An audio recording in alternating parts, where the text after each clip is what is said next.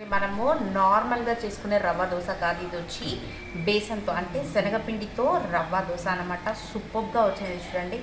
చాలా పతలాగా నార్మల్ రవ్వ దోశ లాగా వేసేసుకోవచ్చు.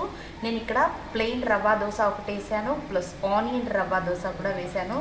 చాలా ఎక్సలెంట్గా వచ్చింది అనమాట. మనకు చూడండి సూపర్గా సాఫ్ట్గా క్రిస్పీగా ఉంది. మరి దీన్ని ఎలా చేయాలి అని ఇప్పుడు లెట్ స్టార్ట్. ఫస్ట్ ఒక మిక్సింగ్ బౌల్ పెట్టేసుకుని దీంట్లో 1 కప్పు శనగపిండి బేసన్ని వేసుకుందామండి. దీంట్లోకి 1/4 కప్పు అంతా రవ్వని వేసుకుంటున్నాను, సూజీ రవ్వ.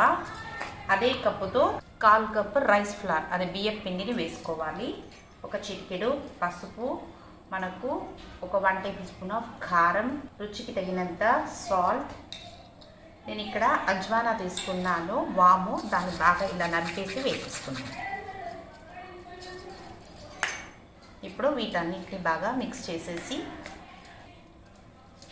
చూడండి, ఇలా నీట్గా మిక్స్ చేసేసాక కాస్త వాటర్ యాడ్ చేస్తూ దీన్ని దోశ బ్యాటర్ లాగా రెడీ చేసుకున్నాము. లంప్స్ అనేది ఉండకూడదు, మనకు ఉండలు అనేది కట్టకుండా కొంచెం వాటర్ పోసుకోండి, అప్పుడే నీట్గా వస్తుంది. చూడండి, ఇలా ఉండలు అనేది లేకుండా నీట్గా కలుపుకున్నాక మనం రవ్వ దోశకి ఎలా ఉంటుందో కన్సిస్టెన్సీ, ఆ కన్సిస్టెన్సీకి వాటర్ యాడ్ చేసుకుంటూ మన బ్యాటర్ని రెడీ చేసేసుకుందాం. చూడండి, ఈ ఫ్లోయింగ్ కన్సిస్టెన్సీ మన బ్యాటర్ అనేది రెడీ అయిపోయింది.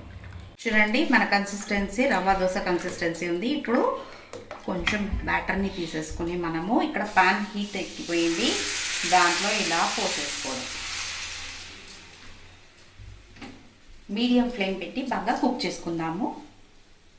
చూడండి, ఇప్పుడు ఒక సైడ్ కుక్ అయ్యేటప్పుడు మనము దీనికి ఒక 1 టేబుల్ స్పూన్ ఆఫ్ ఆయిల్ అనేది వేసుకుంటున్నాను నేను. మీకు కావాలంటే ఘీ కూడా వేసుకోవచ్చు. ఇప్పుడు దీన్ని బాగా రోస్ట్ అవ్వనిద్దాము. చూడండి, ఇప్పుడు ఒక సైడ్ రోస్ట్ అయిపోయింది. దీన్ని స్లోగా ఇలా ఫ్లిప్ చేసి నెక్స్ట్ సైడ్ కూడా దీన్ని రోస్ట్ చేసి తీద్దాము.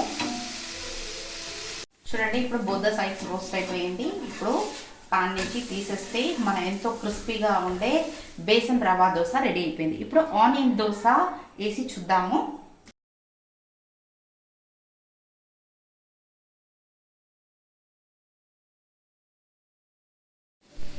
చూడండి, అంటే ఎంతో సూపర్గా క్రిస్పీగా ఉంటే మన బేసన్ ఆనియన్ రవ్వ దోశ కూడా రెడీ అయిపోయిందండి. చాలా సింపుల్ కదా, చాలా సూపర్గా ఉంటుంది. మరి నచ్చిన మీకు కూడా అయితే మీరు కూడా ఒకసారి తప్పకుండా ట్రై చేయండి. మీకు ఎలా వచ్చిందని నా కమెంట్లో చెప్పండి.